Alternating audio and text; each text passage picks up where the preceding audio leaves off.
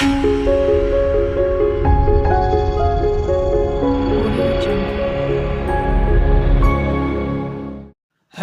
Guys, welcome to my channel. I am Surendra Sharma. 5 लड़कियां थी और 5 लड़कियां बहुत ज्यादा पंगेबाज थी।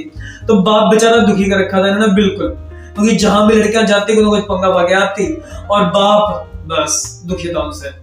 तो अब आप कहेंगे सर आप कहानी सुना रहे हो या इंग्लिश पढ़ा रहे हो, तो इंग्लिश की बात ही कर रहा हूं। तो सुन लिया आपने कहानी। अब ग्रामर पर आते हैं, इस हिसाब से ग्रामर बनेगी। 5 लड़कियों के नाम बता रहा हूं, AEIOU और बाप इनका Y। तो अगर Y के साथ, हाँ एक बात और बता दूं, जो 5 लड़कियां थी वैसे तो बहुत पंगेबाज थी, बट जहां पर भी उनका बाप उनके साथ जाता था तो बाप को किसी की हिम्मत नहीं थी छेड़ने बाप को। तो ऐसी लड़कियां बनना चाहिए। क्यों? मैं भी चाहूंगा आप सब लोगों से, जो लड़कियां हैं तो उन्हें ऐसी लड़कियां बननी चाहिए बिल्कुल परफेक्ट हो, और लड़कों को पीट भी सके उठा के, जब मर्जी पीट दे धो दे, ठीक है ना। ऐसा लड़का बनना चाहिए। तो बाप जब अपनी बेटियों के साथ जाता था तो किसी की हिम्मत नहीं थी कि बाप को छेड़ दे। और बट जहां पर बाप अकेला गया तो बाप की वो अच्छी खासी धुनाई करते थे, और बस पूछो मत, इतनी धुनाई करते थे पूछो मत। तो इतनी बात समझ में आ गई। अब ग्रामर, तो बेटियों के नाम थे AEIOU और बाप का नाम था Y, ठीक है, जो हमने लिया हुआ है। तो Y के साथ अगर लड़की जाएगी, यानी कि पापा के साथ अगर बाप के साथ बेटी जाएगी तो बाप बाबू को छेड़ नहीं सकता। तो इसकी वजह से, जैसे आपने प्ले के बाद PLAY करा था, तो Y के साथ A आ रहा है, यानी कि वोवल आ रहा है, तो बाप को कोई छेड़ नहीं सकता। तो इसकी वजह से प्ले का क्या करा था हमने, प्लेस कर दिया था, यानी कि मिलके चलना पड़ेगा। और अगर जहां पर बाप के साथ बेटी नहीं आ रही है, जैसे कि ट्राई के केस में TRY करा था हमने, तो बाद में उसको काट के IES कर दिया था। तो अगर बाप के साथ बेटी नहीं होगी तो बाप की धुनाई होगी और मार मार के बाप का बेचारे का आई बना दिया उठा के, इसीलिए बाप वहां से पीट पीट के आई कर दिया, तो इसीलिए TRIES बन गया, ठीक है। तो आई थिंक कहानी भी समझ में आ गई है और ग्रामर भी समझ में आ गई है। ध्यान से सुनेंगे तो हर चीज समझ में आएगी। तो इसकी वजह से सिंपल तौर पे जो हमने रूल्स की बात करी, तो S या ES कहां पर लगेगा ये आपको समझ में आ गया। जो 5 वोवल थे, अगर वो आ जाते हैं तो Y कटेगा नहीं, S लग जाएगा, और अगर नहीं आते हैं तो Y कट के IES हो जाएगा। और ES कहां पर लगेगा वो हमने आपको बता ही दिया है। अब हमारा जो फॉर्मूला था सब्जेक्ट, हेल्पिंग वर्ब और एक्शन। फिर आपके सर कहेंगे कि सर आपने सब्जेक्ट और एक्शन ही लिया है, अभी हेल्पिंग वर्ब तो लिया नहीं। अब बारी हेल्पिंग वर्ब की आती है, क्योंकि जब हम प्रश्न करने की बात करते हैं तब हम हेल्पिंग वर्ब का इस्तेमाल करते हैं, यानी कि helping verb subject then action. तो अब हेल्पिंग वर्ब क्या लगाएं, क्योंकि हम यहाँ पर हमने जो भी पहचान करी है, पहचान क्या करी है, जो काम हमारे जीवन में शामिल है हम रोजाना करते करते हैं। तो जो काम करते हैं तो करने की इंग्लिश क्या होती है, डू होती है। तो यहाँ पर हमारा जो हेल्पिंग वर्ब लगेगा वो डू डज लगेगा, डू लगेगा मुख्य तौर पर। और डू के अंत में क्या आ रहा है, ओ आ रहा है, तो डू में जमा करेंगे ES तो क्या हो जाएगा, वो डज हो जाएगा। हेल्पिंग वर्ब के तौर पर डू डज आ जाएंगे हमारे। अब थोड़ी सी बात ये, थोड़ा सा हम अगर वाक्य बनाए, जैसे मान लीजिए मैं कहूँ कि क्या तुम खेलते हो, खेलना हुआ प्ले, तो हेल्पिंग वर्ब पहले लगाना तो डू, फिर यू और फिर प्ले। प्रश्न करने की बात करनी है तो हेल्पिंग वर्ब पहले आएगा, फिर सब्जेक्ट, फिर एक्शन। जैसे मैं कहूँ क्या तुम खेलते हो, डू यू प्ले, मैं नहीं खेलता हूं, so I do not play. Formula आपको पता ही है, subject, helping verb, not, then action लगाया है, तो आई डू नॉट प्ले। तो एक चीज और नोट कर लीजिएगा, डू डज कहां, डज में ES लग गया है तब डज बना हुआ है। तो मोटी सी बात एक बता रहा हूं, I, U, V और दे के साथ डू आता है, बाकी जितने बच गए सबके साथ डज आएगा। जैसे क्या तुम खेलते हो तो डू यू प्ले, मैं नहीं खेलता हूं, आई डोंट प्ले, वह खेलता है, ही प्लेज, ही के साथ ऐसा लगेगा। प्रश्न करने के लिए आपने डू डज लगाना है, सिंपल। तो I, U, V और दे के साथ डू आएगा, और ही, शी या किसी भी नाम के साथ डज लगाया जाएगा। ऐसे ही इसका रूल आप जानते ही हैं, जो अभी आपको मैंने डिटेल में समझाया है।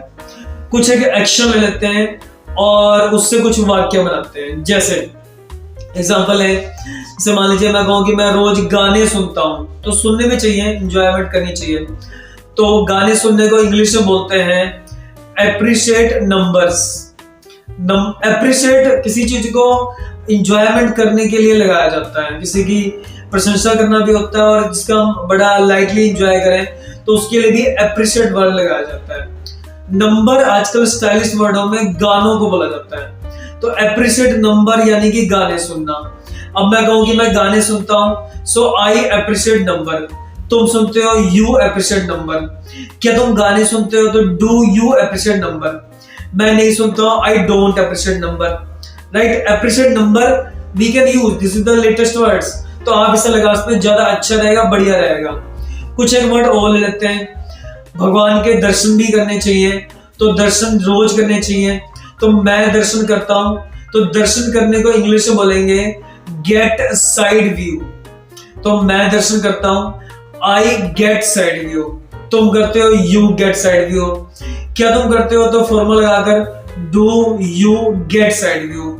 मैं दर्शन नहीं करता हूं, आई do not get side view. वह दर्शन करता है, ही गेट्स साइड व्यू। ही के साथ ऐसा लगता है, तो ही गेट्स साइड व्यू। क्या वह दर्शन करता है, does he get side view. वह दर्शन नहीं करता है, he does not get side view.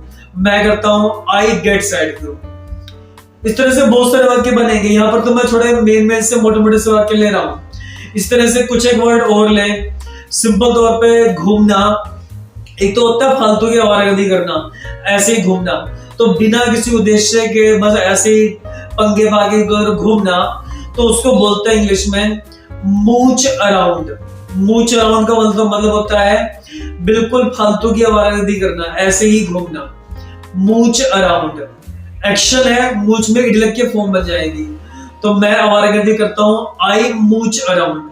तुम करते हो, यू मूच अराउंड। क्या तुम करते हो, डू यू मूच अराउंड। मैं नहीं करता हूं, आई डोंट मूच अराउंड। वह करता है, तो ही मूचेस अराउंड। क्या वह करता है, डज ही मूच अराउंड। इस तरह से आपने वाक्य बनाने हैं। फॉर्मूले अपने वही लग रहे हैं, सब्जेक्ट, हेल्पिंग वर्ब और action. Subject, helping verb, not और फिर एक्शन। इसी तरह से एक्शन की फर्स्ट फॉर्म लगा रहा हूं सब में। इस तरह से प्रश्न करने के लिए हेल्पिंग वर्ब पहले लगा रहे हैं, फिर सब्जेक्ट लगा रहे हैं, देन एक्शन लगा रहे हैं। सेम तरीका रहेगा, तो ध्यान रखें, उसको हिसाब से चलेंगे पूरा टोटल कोर्स में। तो बेस फॉर्मूला वही है और उसी के हिसाब से वाक्य बना रहा हूं। इस तरह से एक छोटा सा एक्शन और ले रहा हूं, बस क्लास लंबी भी हो रही है। वैसे तो 1 घंटे की क्लास है, बट यहाँ पर तो 20-25 मिनट में सारी कहानी खत्म करनी पड़ रही है। फटाफट से ले रहा हूं, तो वीडियो पूरी देखें ताकि आप पूरा सीख पाए। तो ये तो हुआ मूच अराउंड, होता है सिंपल ऐसे आवारागर्दी करना। और एक सिंपल होता है, सिंपल एक्सरसाइज के पॉइंट ऑफ व्यू से, कहीं पर आप गार्डन में जा रहे हैं तो वहां पर बात कर रहे हैं या एक्सरसाइज कर रहे हैं, तो उसे बोलेंगे इंग्लिश में, यानी कि सिंपल घूम रहे हैं, तो उसे हम बोलेंगे get around. Get around simple घूमना एक्सरसाइज के पॉइंट ऑफ व्यू से, तो we can say the get around. तो मैं करता हूं, तो आई गेट अराउंड। तुम करते हो, यू गेट अराउंड। क्या तुम करते हो, डू यू गेट अराउंड। मैं नहीं करता हूं, आई डोंट गेट अराउंड। वह करता है, ही गेट्स अराउंड। क्या वो करता है, डज ही गेट अराउंड। वह नहीं करता, ही डजंट गेट अराउंड।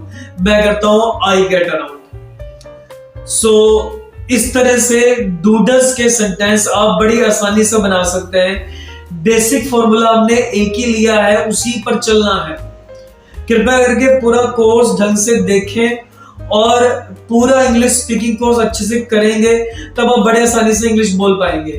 अभी तो हम ग्रामर की बात ही कर रहे हैं, आगे चलकर वर्ड मीनिंग बहुत सारे और भी हैं, वो भी मुझे आपको सिखाने हैं। तो चलिए, होप कि आज की क्लास थोड़ी सी लंबी तो हो गई है, बट आपने कुछ एंजॉय जरूर किया होगा। तो चलिए, चैनल जरूर सब्सक्राइब कर लीजिए और दूसरों से भी करवाएं, उन्हें भी सिखाएं। बिल्कुल फ्री का इंग्लिश स्पीकिंग कोर्स मिल रहा है, तो करें, बेनिफिट उठाएं। यूट्यूब आजकल बहुत सारी चीजें सिखाता है हमको, मैं भी बहुत सारी चीजें यूट्यूब से सीखता हूं, तो आप भी सीखें। चलिए, चैनल जरूर सब्सक्राइब कर लीजिए। बाकी आपसे बात हम नेक्स्ट वीडियो में करेंगे, नेक्स्ट क्लास के बारे में। Okay guys, thank you very much.